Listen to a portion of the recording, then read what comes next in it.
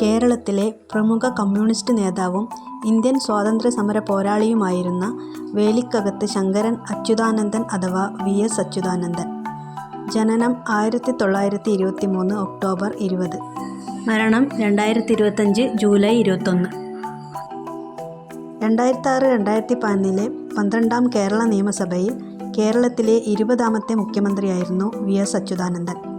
1986 മുതൽ 2009 വരെ മാർക്സിസ്റ്റ് പാർട്ടിയുടെ പോളിറ്റ് ബ്യൂറോയിലും 1964 മുതൽ 2015 വരെ മാർക്സിസ്റ്റ് പാർട്ടിയുടെ കേന്ദ്ര കമ്മിറ്റിയിലും അംഗമായിരുന്നു ഇദ്ദേഹം. 11ാം കേരള നിയമസഭയിലെ പ്രതിപക്ഷ നേതാവ്, 12ാം കേരള നിയമസഭയിലെ മുഖ്യമന്ത്രി എന്നീ നിലകളിൽ കേരള രാഷ്ട്രീയത്തിലെ ഏറ്റവും ജനസമ്മതിയുള്ള നേതാവായാണ് വിലയിരുത്തപ്പെടുന്നത്.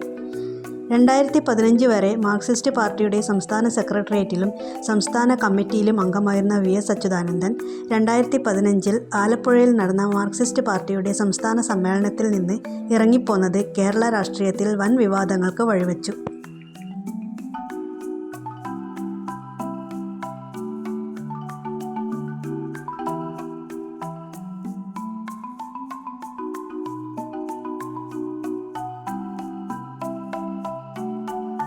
പ്രതിനിധി സമ്മേളനത്തിലെ പാർട്ടിയുടെ പ്രവർത്തന റിപ്പോർട്ടിൽ വി.എസ്. അച്യുതാനന്ദനെതിരെ കടുത്ത വിമർശനമുയർന്നതോടെയായിരുന്നു വിവാദം സൃഷ്ടിച്ച ഇറങ്ങിപ്പോക്ക്. 2019 വരെ ജനകീയ പ്രശ്നങ്ങളിലും പൊതു താൽപര്യ വിഷയങ്ങളിലും നിർഭയം പ്രതികരിച്ചിരുന്ന വി.എസ്. അച്യുതാനന്ദന് ഒരു ബഹുജന നേതാവിൻ്റെ പ്രതിച്ഛായ ആർജിക്കുവാൻ കഴിഞ്ഞു.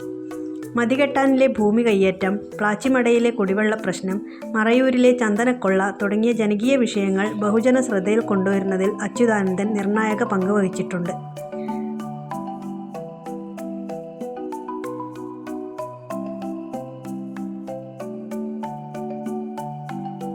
ഭരണപരിഷ്കാര കമ്മീഷൻ ചെയർമാൻ പദവി രാജിവെച്ച് 2020 ജനുവരിയിൽ സജീവ രാഷ്ട്രീയത്തിൽ നിന്നും വിരമിക്കൽ പ്രഖ്യാപിച്ച വി.എസ്. അച്യുതാനന്ദൻ തിരുവനന്തപുരത്തെ വസതിയിൽ വിശ്രമ ജീവിതത്തിലായിരുന്നു.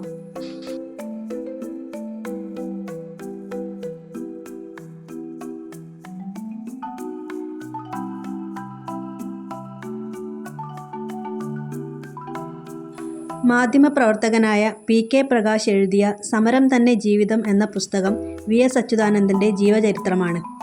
2005 മാധ്യമം വാർഷിക പതിപ്പിലാണ് അച്യുതാനന്ദൻ്റെ ജീവചരിത്രം ആദ്യമായി പ്രസിദ്ധീകരിക്കപ്പെട്ടത്.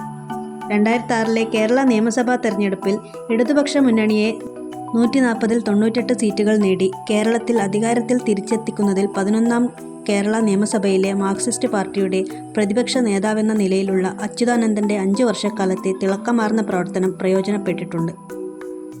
അവതരണം ഇഷ്ടമായാൽ ലൈക്ക് ചെയ്യുക, ഷെയർ ചെയ്യുക, സബ്സ്ക്രൈബ് ചെയ്യുക, സപ്പോർട്ട് ചെയ്യുക. Thank you.